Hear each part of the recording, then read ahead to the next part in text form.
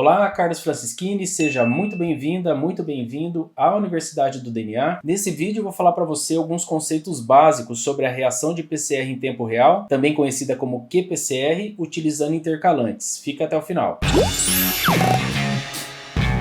Olha só, antes de eu começar esse vídeo, eu tenho um recado diferente hoje. Além de eu pedir para você se inscrever no canal, caso ainda não seja inscrito, e também seguir o Instagram da Universidade do DNA, eu quero te dizer que eu criei também um grupo no Telegram da Universidade do DNA para que eu possa postar ali também informações importantes para você receber em primeira mão e para você também ficar sabendo sempre que eu posto um novo vídeo aqui. O algoritmo do YouTube nem sempre entrega para todos aqueles que são inscritos, e nesse grupo aí é um grupo VIP que eu vou sempre colocar lá quando tiver um novo vídeo, quando tiver alguma postagem que eu acho interessante e quando tiver um conteúdo novo também lá no Instagram. Então fica o convite, eu vou deixar o link na descrição aqui desse vídeo. Bom, começando aqui o assunto, eu preciso deixar uma coisa bem clara para você. A PCR em tempo real, ela é uma evolução da PCR convencional. Então, se você chegou até aqui, se você se interessou por esse assunto, eu preciso assumir que você entenda a PCR convencional, porque é a partir dela que você vai entender as diferenças e as evoluções que aconteceram para a PCR em tempo real. Eu já gravei uma série de vídeos sobre a PCR convencional, vou deixar aqui na descrição para você, vou deixar algum canto aqui na tela. Se você não conhece a PCR convencional, vai lá, assiste aqueles vídeos e depois volta aqui, porque senão vai ficar bem confuso para você. De qualquer forma, eu vou fazer aqui, nesse momento, um breve resumo, um breve comentário sobre a PCR convencional, porque é a partir disso que eu posso evoluir com esse assunto, tá? Então vamos lá. A PCR convencional é a primeira PCR que surgiu. Aqui eu coloco a descrição dos componentes necessários para você fazer uma PCR desse tipo.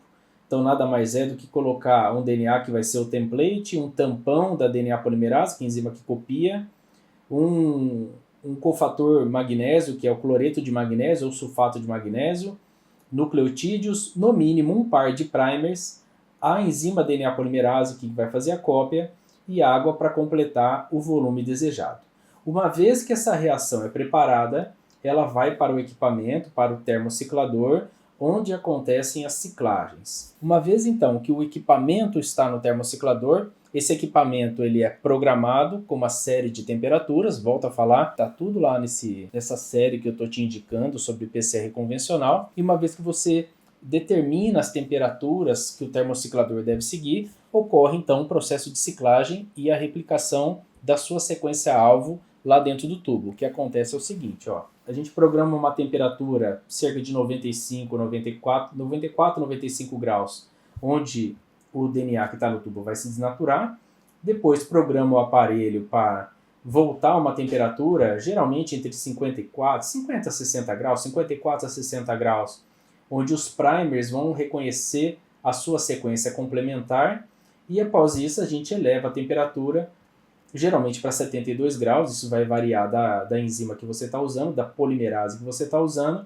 para que a partir daquela sequência que é reconhecida pelo primer, ocorra a polimerização, ou seja, que ocorra cópias daquela sequência-alvo que te interessa. Uma coisa que tem que ficar bem claro para você é que, embora essa PCR chame convencional, existam outras variações dessa reação, ela não está em desuso e eu não acredito que ela caia em desuso tão rápido, tá? Vou te dar só algumas aplicações para ela, porque eu vou discutir também aplicações da PCR em tempo real para a gente fazer uma comparação. Vamos lá, ó. A gente usa a PCR convencional em casos onde a gente quer analisar tamanhos de fragmentos, então você vai fazer uma reação, vai fazer uma análise e quer saber se em uma amostra o tamanho de um determinado fragmento é diferente ou não em outra amostra. A gente utiliza também a PCR convencional, onde a gente vai fazer o sequenciamento de Sanger, então ela é o primeiro passo para a gente gerar o fragmento que vai depois ser sequenciado por essa metodologia.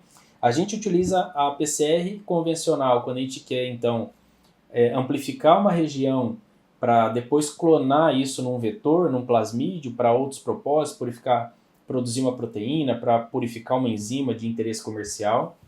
Essa reação também é utilizada nas bibliotecas de NGS. E aqui um detalhe importante, hein? Veja que no sequenciamento de nova geração, que é o top que a gente tem hoje da biologia molecular, a metodologia desse sequenciamento envolve a PCR convencional, em algumas etapas. Outra aplicação também é identificação de organismos. E aqui uma coisa que tem que ficar bem claro para você é que a reação de PCR convencional, ela sempre depende de etapas complementares após a termociclagem. O que eu estou querendo dizer com isso? A PCR convencional, ela é uma reação endpoint. Você prepara essa reação, coloca no termociclador, não sabe o que está acontecendo lá, e você só vai ter acesso ao resultado depois que você tira aquele tubo do termociclador e vai fazer alguma outra análise. Por isso eu falo para você, vai ficar bem claro a hora que eu mostrar a PCR em tempo real, que na PCR convencional você não consegue saber o que está acontecendo no meio do caminho, tá? Então sempre você faz essa reação, sei lá, vai fazer análise de fragmento, tem que correr num gel de agarose, tem que correr numa eletroforese capilar, vai fazer o sequenciamento de Sanger, tem que pegar esse produto, fazer uma nova reação, depois fazer uma eletroforese capilar. Sempre a PCR convencional precisa de uma etapa posterior para análise, ou ela é um processo de uma etapa grande e ela está ali no meio para gerar os amplicons que precisam ser usados nos próximos passos. Bom, depois desse resuminho então, agora eu posso introduzir com você alguns fundamentos da PCR em tempo real, também chamada de qPCR. Aqui um detalhe muito importante, a PCR em tempo real, ela basicamente emprega duas metodologias diferentes, tá? A utilização de intercalantes de DNA e a outra é a utilização de sondas. Nesse vídeo aqui eu vou focar exclusivamente na utilização de intercalantes de DNA. Depois vou fazer um outro vídeo, numa outra situação, explicando as sondas, a utilização de sondas, tá? Então, olha só, vamos tentar entender a diferença que tem da PCR convencional para uma PCR em tempo real, utilizando esses intercalantes. Quando a gente vai preparar uma PCR em tempo real ou qPCR, utilizando intercalante, você vai fazer uma reação de PCR exatamente igual à PCR convencional. Você vai usar exatamente os mesmos componentes. A única diferença é que, além dos componentes básicos da PCR convencional, você também adiciona nesse tubo da reação um intercalante de dupla fita. Dos intercalantes, o mais utilizado que você vai encontrar aí mundialmente é o CyberGreen. Então é o seguinte, se você tiver que entrar no laboratório, você já trabalha no laboratório, tiver que preparar uma reação de PCR em tempo real, você vai seguir os mesmos passos de uma PCR convencional, você vai tomar os mesmos cuidados de uma PCR convencional, e se for usar a PCR em tempo real com intercalante, você vai adicionar nessa reação o CyberGreen, que eu vou explicar para você daqui a pouco quais são as características dele, tá? Eu vou representar o CyberGreen nessa aula nossa como essas bolinhas verdes aqui, tá? Você vê que é CyberGreen, eu tô umas bolinhas verdes, daqui a pouco eu explico para vocês de onde vem esse nome, por que ele chama alguma coisa green aí. Porém, eu quero que você entenda que, embora eu esteja usando bolinhas verdes aqui para representar, na vida real, o que a gente tem nada mais é do que um tubinho, que é mais um componente da reação de PCR, tá? Então isso aqui é um kit, por exemplo, que já é um master mix, que é uma mistura pronta para você fazer a PCR em tempo real usando o CyberGreen. Então tem todos os componentes que eu falei para você no slide anterior, mais o CyberGreen. Então tá prontinho para você usar. Se você compra um kit desse, basta você usar esse master mix, colocar o seu primer, colocar o DNA, depois colocar no equipamento, tá tudo resolvido. Porém, existem também laboratórios que otimizam seus processos in-house, então montam as reações, e aí dá também para ter o CyberGreen separadinho, não em master mix, não na solução assim, ele separado para você misturar os componentes, todos separadinhos ali no seu laboratório, e ainda adicionar o CyberGreen, e a reação está pronta, tá? Outro detalhe também, nesse vídeo aqui eu não vou ficar falando quanto você deveria usar de CyberGreen na sua reação, se você tiver que montar, ou usar um Master Mix, como é que você vai fazer isso.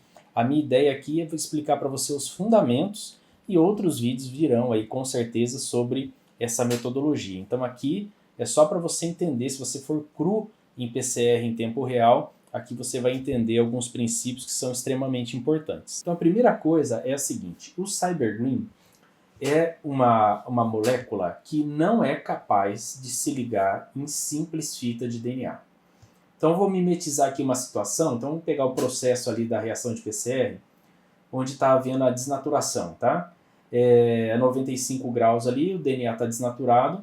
Veja que as bolinhas verdes aí que eu estou representando como cybergreen, elas não estão ligadas a nenhuma das fitas do DNA, porque o DNA está desnaturado. Outra informação importante sobre o cybergreen, ele é capaz de emitir fluorescência. Porém, nessa situação aqui, onde as moléculas de DNA estão no tubo na forma de simples fita, mesmo que você incida uma luz que excite essa molécula, a emissão de fluorescência que ele é capaz de gerar é muito pequena. Então eu vou explicar certinho aqui para você. Substâncias reagentes fluorescentes são capazes de serem excitados por num determinado tipo de luz, por exemplo, um laser, por exemplo, e depois que eles são excitados por esse tipo de luz, eles são capazes de emitir uma fluorescência em um comprimento de onda específico. O cybergreen é capaz de fazer isso. Porém, o que eu estou mostrando aqui para você nesse slide é que se dentro do tubo as fitas de DNA estiver na forma de simples fita, ele não consegue se ligar, ou seja, ele fica na sua forma livre, não ligado ao DNA, e mesmo que uma luz seja incidida no tubo nessa situação, ele consegue absorver um pouquinho e emitir uma fluorescência muito baixa numa situação dessa. Agora olha só, imagine o próximo processo, que é um rebaixamento da temperatura até a um ponto que a gente tenha a renaturação do DNA. A partir do momento que a gente tem uma dupla fita de DNA no tubo, o cybergreen automaticamente se liga a essa dupla fita e intercala nela. Aí vem então o nome de intercalante de DNA. Então intercalantes são substâncias, são moléculas capazes de se ligar exclusivamente, especificamente a dupla fita de DNA. E o cybergreen consegue fazer isso. Agora, olha outra característica nessa situação. Se você incidir uma luz, um laser, no tubo, em uma situação onde a gente tenha dupla fita de DNA com o cybergreen intercalado, nessa situação, o cybergreen vai conseguir emitir uma fluorescência super forte. E quando eu falo forte, é uma escala de 20 vezes mais. E quando a gente compara com o cybergreen livre no tubo, ou seja, sem ligar a uma dupla fita de DNA. Então, olha a diferença, tá? Resumindo aqui, o cybergreen livre, ele emite uma pequena fluorescência, porém, se ele estiver ligado numa dupla fita e ele for excitado por uma luz, por um laser, por exemplo, a emissão que ele gera é 20 vezes maior do que a situação livre. E aí eu disse para você que eu ia explicar porque que chama cybergreen. E chama green porque essa emissão dele é na escala de luz do comprimento de onda verde. Por isso que é cybergreen. Super simples, tá? Então agora que você entendeu isso, vamos lá entender, a partir do momento que você prepara a reação e coloca no termociclador, o que vai acontecer exatamente dentro do tubo. Então a reação parece a reação convencional. Há uma etapa de desnaturação, onde então o DNA vai ser desnaturado e o cybergreen não vai estar ligado, porque nessa situação você só tem simples fita de DNA. Depois você tem o rebaixamento da temperatura, que é a etapa de anelamento dos primers. Veja que nessa situação aqui, a gente já tem onde o primer se anela, uma pequena região dupla fita sendo formada. Então nessa situação você já tem cyber ligando, porém na outra parte do molde ali, que ainda não houve a polimerização, você não tem o cybergreen, porque ainda aquela parte está na forma de simples fita. Depois tem a etapa de polimerização. Então, a partir do momento que a DNA polimerase vai gerando novas cópias, novas duplas fitas são formadas e mais intercalante, mais cyber, vai se ligando nessas fitas, sempre lembrando que a emissão é condicionada à excitação por uma luz, um laser, por exemplo, tá? Então, até aqui, a única coisa que mudou em relação ao PCR convencional é a adição do cybergreen. Você já entendeu que ele intercala. Conforme a reação de PCR vai ocorrendo, e aí os ciclos vão acontecendo ali dentro do tubo, acho que já fica claro para você que a tendência é que essa fluorescência vá aumentando a cada ciclo. Então, eu vou mostrar isso para você, ó. A fluorescência emitida pelo intercalante vai dobrar a cada ciclo. Por quê? Porque no começo você tem um número X de cópias e a cada ciclo, então se a gente falar que no ciclo 1 você vai ter uma emissão de fluorescência X, no ciclo 2, 2x, no ciclo 3, 4x, sempre dobrando, no ciclo 4, 8x e assim sucessivamente. Entendendo isso, agora eu vou mostrar para você o equipamento que é utilizado para a reação em PCR em tempo real. Você vai concordar comigo que não adiantaria nada colocar um intercalante desse que emite fluorescência para a gente colocar isso depois, essa reação, num termociclador convencional, que ele simplesmente troca a temperatura, tanto faz ter fluorescência ou não no tubo, ele não consegue detectar. Então, quando a gente fala de fazer uma reação de PCR em tempo real, qPCR, há também um equipamento que é exclusivo para essa metodologia. Aqui eu vou mostrar para você um modelo, tá? Esse é o 7500. É bem famoso, muitos laboratórios têm. Então, se a gente pensar aí na realidade dos laboratórios no Brasil, tem muito laboratório que usa. Existem vários fabricantes e vários modelos, mas todos eles têm o mesmo propósito, tá? Então veja que é um equipamento que é ligado sempre no computador. Isso muda já da reação de PCR convencional, que o termociclador convencional não tem nenhum computador atrelado a ele. A gente tem uma portinha que pode ser colocada até uma placa, tá? E aqui, ó, só a porta aberta dele, mostrando que ele é um pouco mais complexo que o termociclador convencional, porque além dele fazer trocas de temperatura, como o convencional faz, obviamente ele precisa ter um sistema de detecção de fluorescência, senão nada adiantaria usar o CyberGreen. Então ele, além de variar a temperatura, ele é capaz de excitar o fluoróforo e capturar também a fluorescência emitida após essa excitação. Aqui só mostrando, a gente pode usar strips, né, que são tubinhos grudados ali da reação para fazer as reações. Detalhe importante, existem strips que são usadas para reação de PCR convencional e strips específicos para reação de tempo real. Por quê? Porque na reação de tempo real vai precisar incidir luz, já falei para você, e vai precisar captar fluorescência. Então o plástico, principalmente a tampa, dos tubinhos usados para PCR em tempo real são óticos. Então eles permitem essa passagem de luz, tá? Então não faça uma PCR em tempo real com tubos usados no termociclador convencional, que você vai prejudicar com certeza os seus resultados. De resto, só colocar no equipamento como o termociclador convencional, sem diferença nenhuma, e aí fecha a portinha e está tudo resolvido. Outra diferença também bem interessante da PCR convencional para a PCR em tempo real é que lá na convencional você programa a ciclagem no próprio equipamento. Já na PCR em tempo real, a programação é feita naquele computador que é acoplado ao termociclador. Então toda a programação é feita ali, as temperaturas, em qual momento da reação você quer que aconteça também a captação de fluorescência, tudo aquilo é colocado no próprio software do equipamento, independente da marca. Eu gravo outro vídeo aí num dia para mostrar para você como é que faz essa programação. Porque o que importa aqui é como você vai ver o resultado de uma PCR em tempo real. E como o próprio nome já diz, o resultado de uma reação de PCR em tempo real pode ser visto em tempo real. Eu estou simulando aqui, ó, a tela de um monitor e aqui o gráfico. E olha o que aconteceria, o que vai acontecer se você ficar na frente desse monitor a partir do momento que a reação começa. Tudo dando certo, a reação funcionando certinho, bonitinha. O que você vai ver é o surgimento de uma curva como essa aqui que você está vendo. Olha que interessante. Na PCR em tempo real, você consegue analisar tudo que está acontecendo a todo momento. Na PCR convencional, não. Vamos supor que você tenha esquecido um reagente, de colocar um reagente. Você só vai descobrir que a sua reação não funcionou depois que você fizer uma nova análise, uma próxima análise, depois da termociclagem. Na reação de PCR, não. Se você esqueceu um reagente ali, por exemplo, você já começa a ver em tempo real. Você sabe que você deveria ter uma curva acontecendo a partir de um determinado ciclo. Se aquilo não está ocorrendo, houve algum problema na sua reação.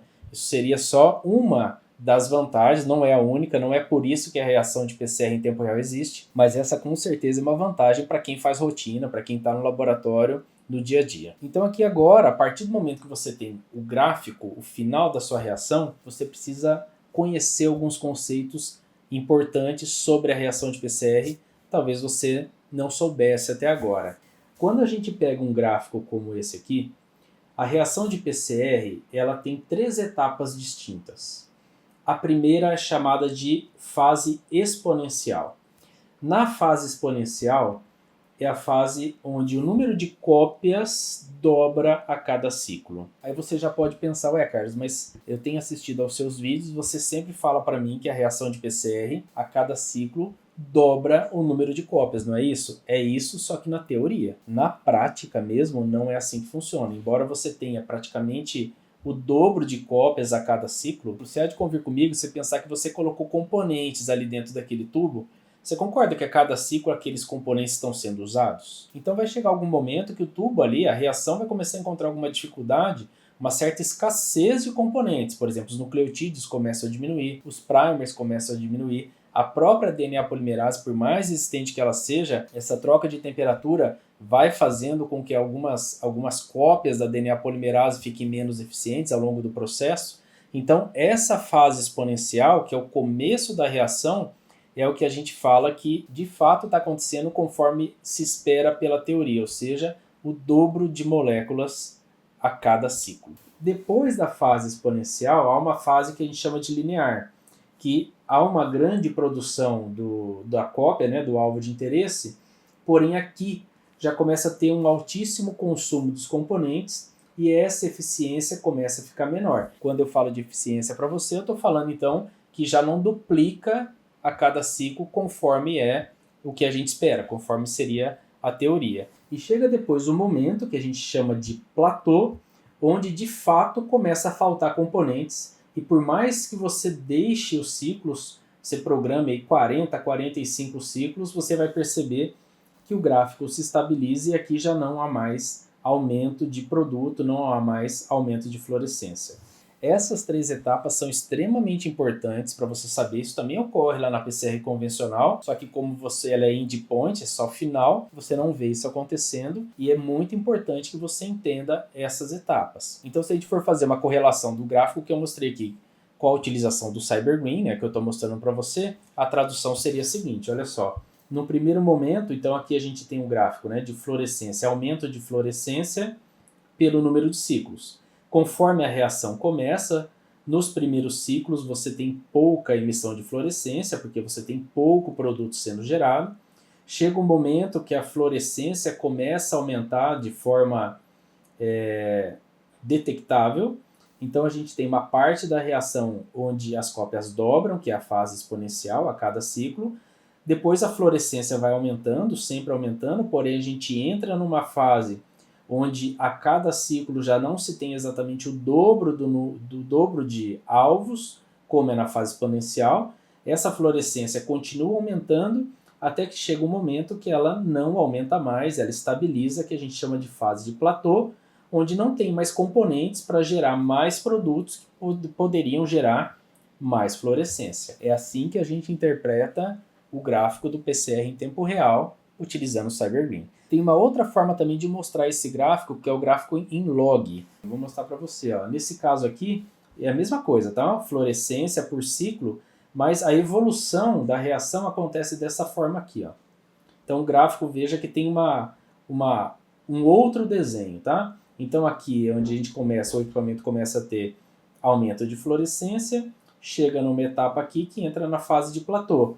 As etapas são as mesmas, ó. Eu tenho uma fase exponencial aqui, que é onde eu tenho o dobro de cópias a cada ciclo, depois uma fase linear e depois a fase de platô, que faltam os componentes. Tanto faz o gráfico que você usa, tá? Você vê o que você acha melhor, que você gosta mais. Os equipamentos colocam ali a opção. Você quer ver o gráfico linear, que é o primeiro que eu mostrei, ou você quer ver o gráfico em log, que é esse aqui, tanto faz. O que importa é você saber determinar quais são as regiões independente de cada forma de mostrar. Entendendo isso, sabendo então as etapas, outro conceito aqui para você. Vamos lá. Ó. Eu estou mostrando para você aqui um gráfico agora, que eu estou pegando só a fase exponencial.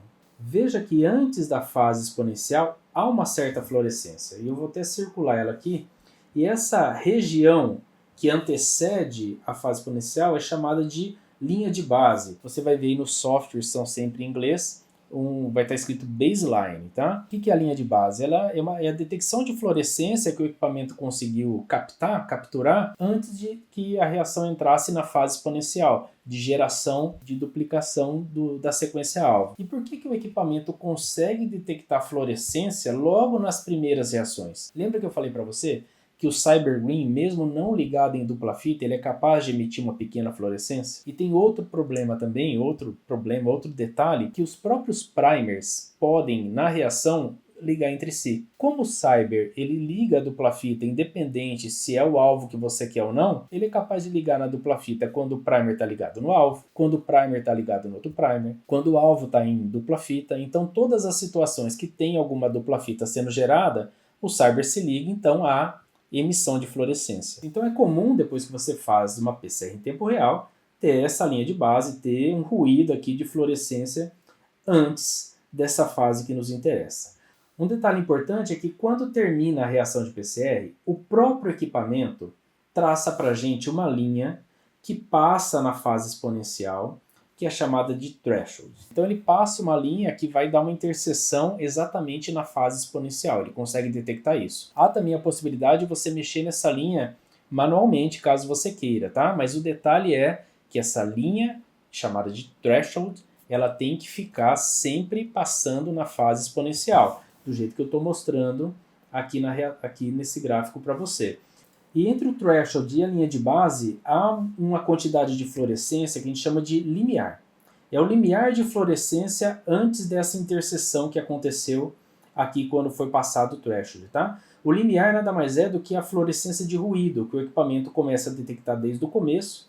Então chega um momento que ele começa a identificar uma fluorescência que é proveniente de produto de amplificação. Então sempre isso acontece nessa interseção com o threshold. Agora eu vou colocar para você uma definição que é extremamente importante na PCR em tempo real. Se ali onde passa o threshold, onde ele cruza com a curva de amplificação, é uma fluorescência que está acima do limiar, né, acima da fluorescência de base que o equipamento já tinha desde o começo da amplificação, é importante em algumas aplicações da PCR em tempo real que a gente saiba e qual foi o ciclo que isso aconteceu. E aqui eu vou mostrar para você um outro conceito chamado de CT, que nada mais é do que ciclo threshold. Se a gente passar uma linha aqui, ó, exatamente onde está essa interseção, você concorda que ela bate aqui em um determinado ciclo? O ciclo onde está acontecendo essa interseção do threshold com a curva de amplificação é o CT, ou seja, o ciclo threshold, o ciclo onde o threshold teve essa interseção. Então o CT nada mais é do que o ciclo onde o threshold cruza a curva de amplificação na fase exponencial. Guarda isso aí para você. Um outro detalhe também. CT também é chamado, você vai encontrar por aí, CT também sendo chamado de CQ. CT, ciclo threshold, ou você pode chamar de CQ também, que é ciclo de quantificação. É a mesma coisa, tá? São duas formas de chamar a mesma coisa. Bom, entendendo isso, a próxima parte que eu quero te explicar é por que essa reação de PCR em tempo real chama qPCR. O Q é de quantificação. E essa parte de quantificação, a possibilidade da gente conseguir fazer quantificação nesse tipo de PCR tem tudo a ver com o CT. Tudo a ver com o CT. E eu vou te explicar nesse exemplo aqui, espero muito que fique claro. Olha só, imagine que uma reação de PCR tenha terminado e aí essa linha vermelha seja o threshold.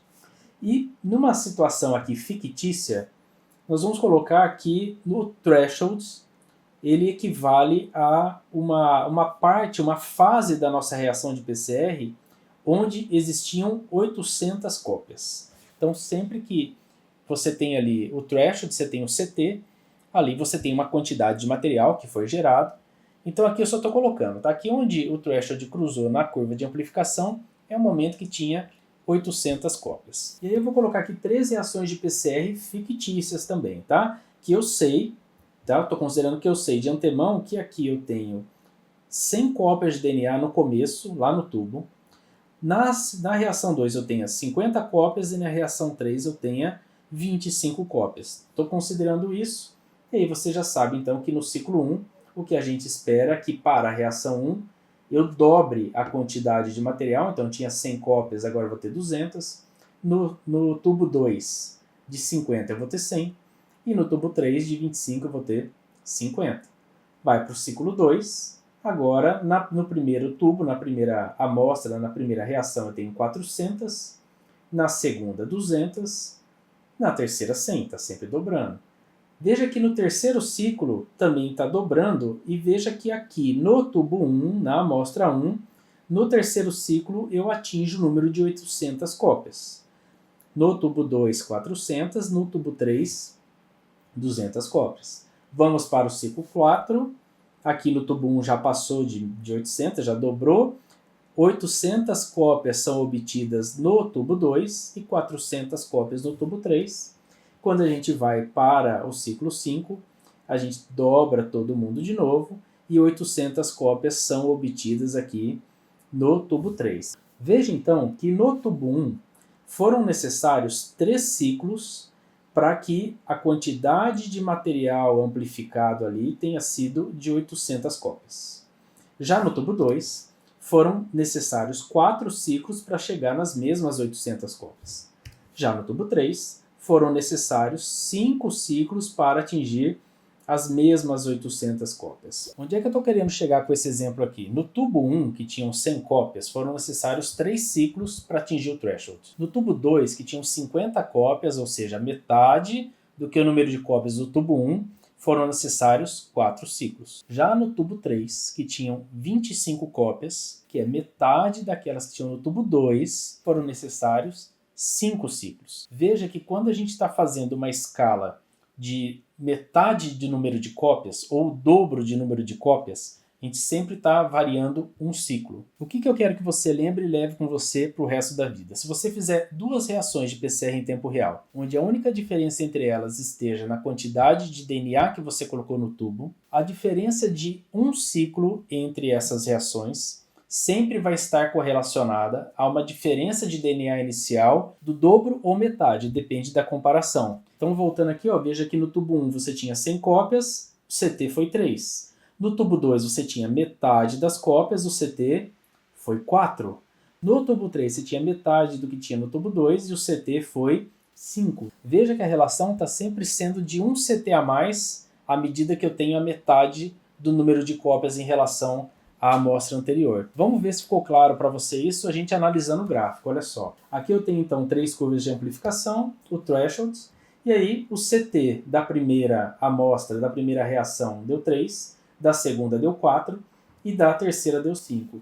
A mesma relação do exemplo que eu fiz lá com você. Se eu precisei de 3 ciclos para que a reação 1 atingisse o threshold, e 4 ciclos para a amostra 2 e 5 ciclos para a amostra 3, eu posso aqui dizer então que em termos de quantidade inicial, a amostra 1 tinha mais DNA do que a amostra 2, que tinha mais DNA do que a amostra 3. Então agora guarda isso com você para o resto da vida, hein? Olha aqui.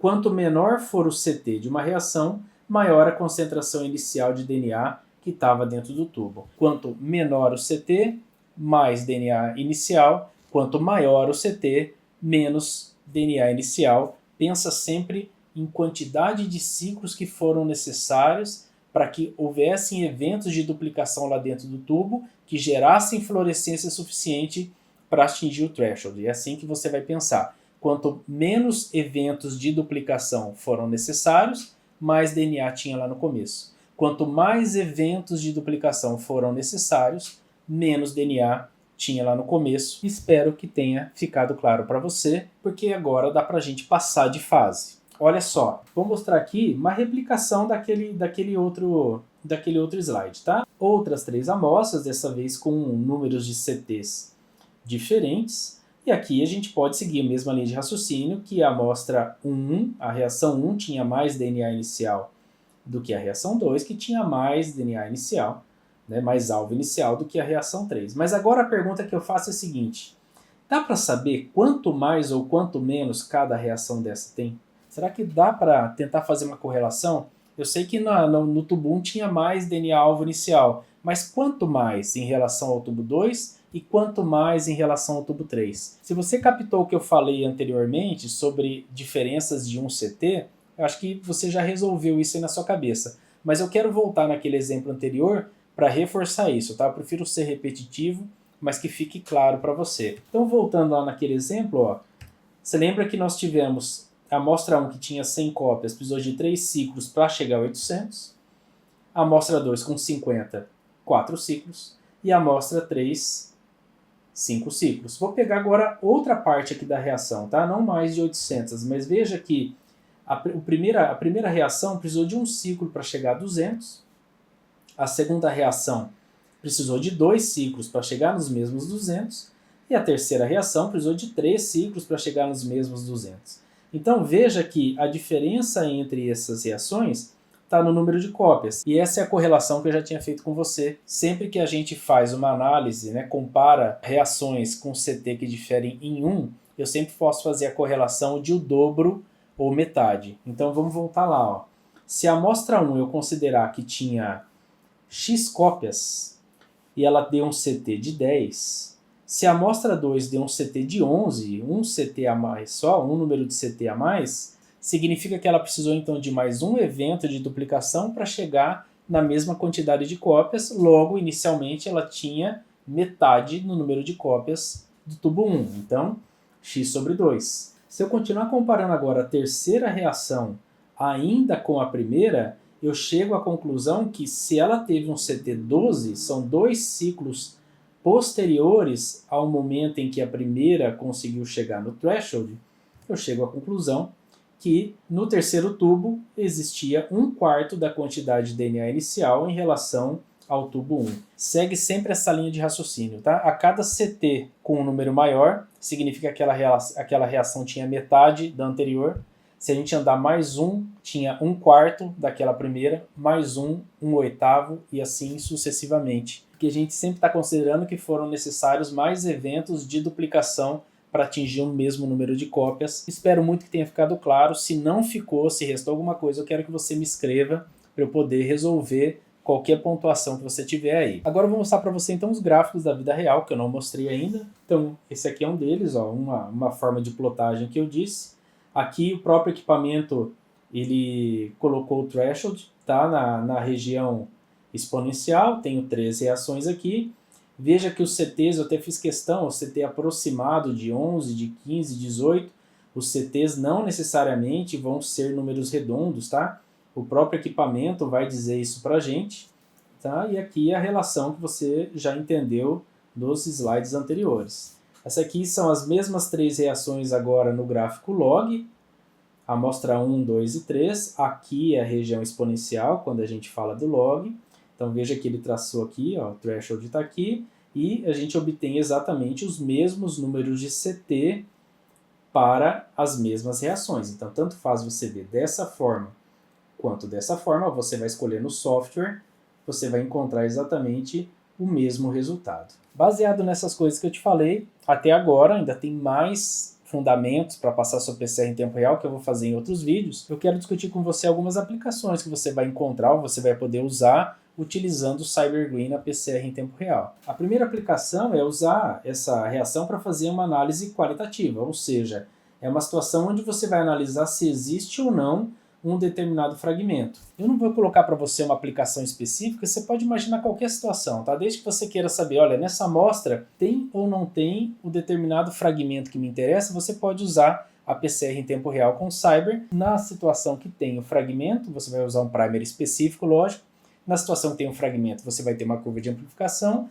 Na situação que não tem o fragmento, você não tem aquela curva de amplificação. A gente chama isso de análise qualitativa. E eu acho muito interessante esse tipo de situação porque, ao contrário da PCR convencional, você teria que correr isso no gel de agarose depois ou fazer uma eletroforese capilar, e aqui não, você já consegue o resultado na tela do computador. A outra aplicação interessante é quando a gente vai fazer quantificação absoluta, que é exemplo de carga viral, quantificação de DNA. Nesse caso aqui, a gente utiliza amostras de concentrações ou quantidades conhecidas e informa para o aparelho, olha, essa amostra tem X, essa tem Y, essa tem Z, e aí você coloca a sua reação também, um tubo com a sua amostra que você está questionando, e o próprio equipamento ele faz uma comparação e fala para você que baseado naqueles padrões, naqueles pontos que você colocou, a amostra que você está questionando tem X cópias. Isso chama Quantificação absoluta, eu vou fazer um vídeo só sobre isso mais para frente. E uma outra terceira aplicação é quando a gente fala da quantificação relativa,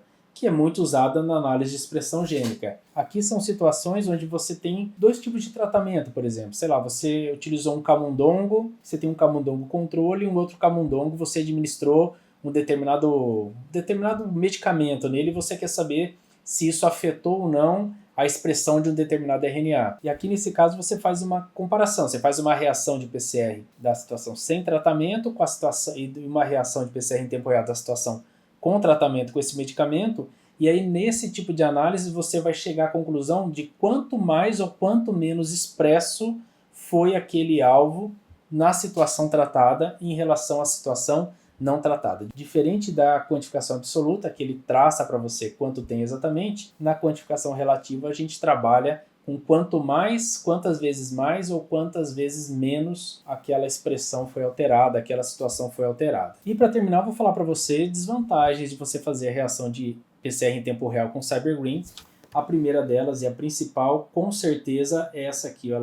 O CyberGreen não discrimina entre produtos desejados e não desejados. Esse certamente é o problema do CyberGreen.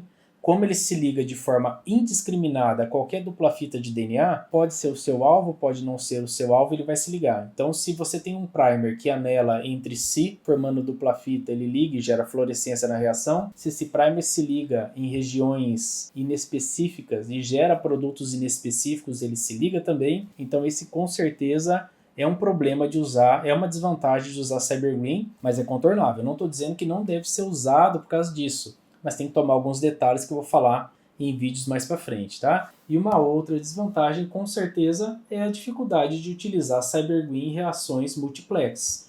Com o CyberGreen, se você coloca mais de um par de primer, você tem cada par de primer gerando o seu produto, gerando duplas fitas, e o CyberGreen vai se ligar a qualquer dupla fita, independente de ser um alvo que está sendo amplificado do primer 1 ou do primer 2. Existe sim algumas possibilidades que é possível fazer uma reação duplex, por exemplo, usando o CyberGreen, mas isso eu vou tratar com você no próximo vídeo, onde eu vou falar de curva de melting. Você vai entender que também usando o CyberGreen é possível fazer uma curva de dissociação, e aí no próximo vídeo eu explico para você quais são as aplicações dessa curva e mostro que é possível fazer uma reação duplex usando essa ferramenta, essa possibilidade dentro da PCR em tempo real. Eu espero muito que os conceitos que eu tenho abordado aqui nesse vídeo tenham ficado claros para você. Se não ficou, por favor, me escreva aqui que eu tenho todo o prazer de tirar suas dúvidas. E lembre-se sempre aí de se inscrever no canal caso você não tenha feito ainda a sua inscrição.